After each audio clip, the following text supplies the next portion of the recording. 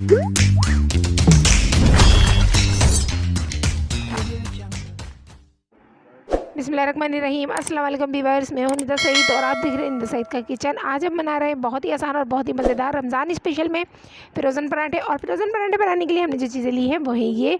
हमने यहाँ लिया है जो नॉर्मल आटा होता है, यानी कि फ़ाइन आटा हमने वो लिया। आप मैदे का भी बना सकते हैं। तो यहाँ पर हमने लिया तकरीबन 4 कप, और यहाँ हमने लिया है 1 टीस्पून नमक, और यहाँ हमने लिया है 1 टेबलस्पून चीनी, और यहाँ हमने लिए हैं 3 टेबलस्पून घी। तो चलिए सबसे पहले हम हमारा जो आटा है वो अच्छा सा गूंद लेते हैं। तो यहाँ पर हमने नमक ऐड किया है और उसी के साथ हमारी जो चीनी है वो ऐड करनी है।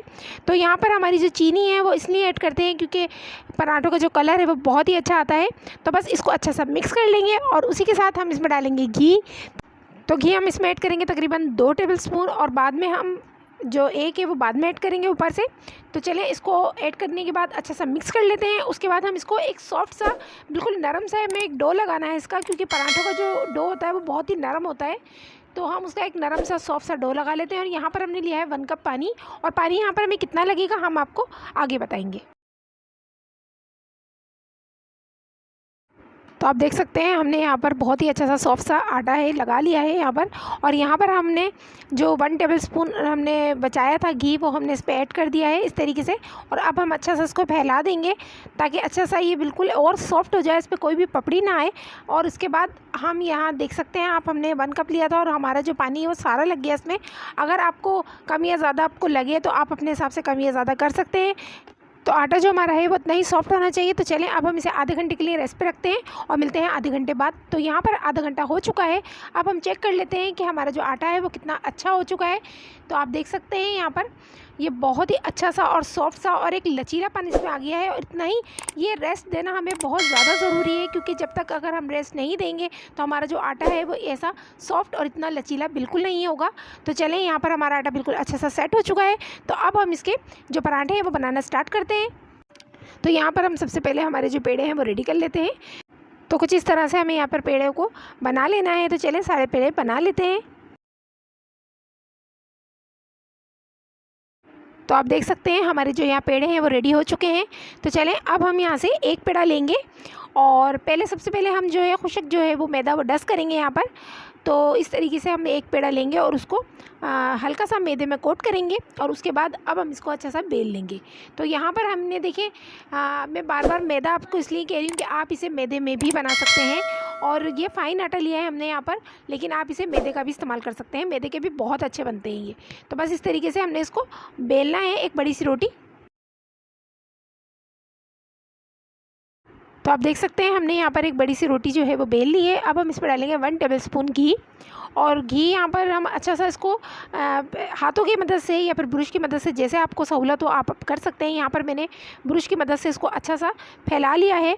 बहुत ही अच्छा सा इसको फैला लेंगे हम यहाँ पर। तो आप देख सकते हैं हमने ज़बरदस्त सा इसको फैला लिया है, चारों तरफ अच्छा सा लगाना है यहाँ पर।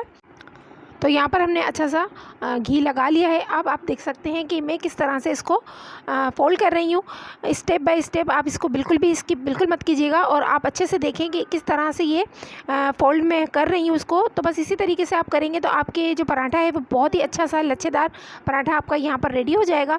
तो बस इसी तरीके से आप ऊपर फ़ोल्ड करते जाएंगे, और बस इस तरीके से हमने एक पट्टी नुमा इसको बना लिया है। और अब हम इसको थोड़ा सा हाथों की मदद से इसको खींचेंगे इस तरीके से, और अब हम यहाँ पर बिल्कुल पतला सा इसको फोल्ड करेंगे।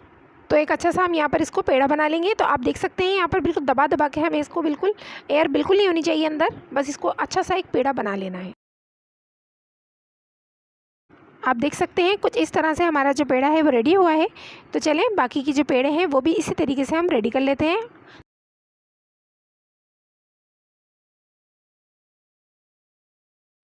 तो आप देख सकते हैं कुछ इस तरह से हमारे जो पेड़े हैं वो सारे रेडी हो चुके हैं।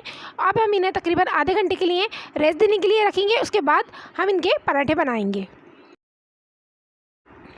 तो आप देख सकते हैं यहाँ पर हमने एक कटिंग बोर्ड लिया है, और यहाँ पर हमने एक पन्नी ली है इस तरीके की ट्रांसपेरेंट। आप कोई भी पन्नी ले सकते हैं, आप अपने घर में जो हो रखी हुई थैलियाँ भी जो हो उनको भी अच्छे से कट कर लें और इस तरीके का एक चौरस में बना लें। और उसके बाद आप यहाँ पर एक पेड़ा जो है वो रख लें इस तरीके से, और यहाँ पर अब हम हाथों की मदद से इसको फैलाएंगे। यहाँ पर हम बिल्कुल भी बेलन का यूज़ नहीं करेंगे और हमें इसको हाथों की ही मदद से फैलाना है, क्योंकि हमने इन्हें जो आधा घंटा रेस्ट दिया था उसके अंदर ये बहुत ही अच्छे से सॉफ्ट हो गए हैं। और अब हम इसे आराम से हाथों की मदद से इसको इस तरीके से फैला सकते हैं। तो आपको जितना भी साइज़ चाहिए पराठे का, आप उतना साइज़ इसको बना सकते हैं।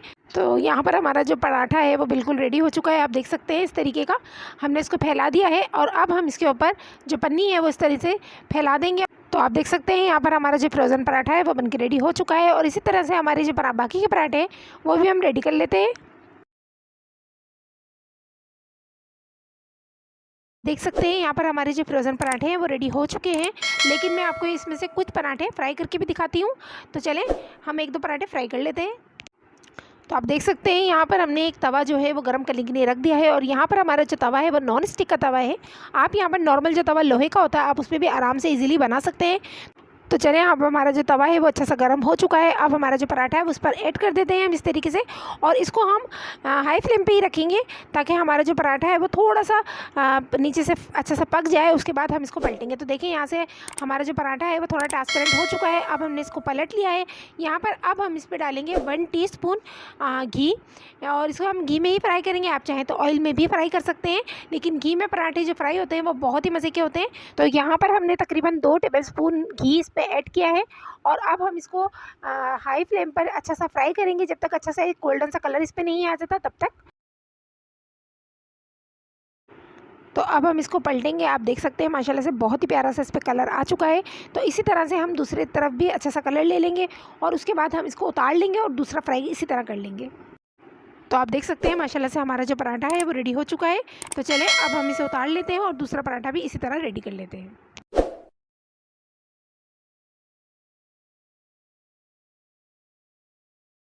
तो यहाँ पर हमारा जो लास्ट पराठा है वो भी रेडी हो चुका है। तो चलें इसे डिश आउट करते हैं, फिर हम आपसे मिलते हैं।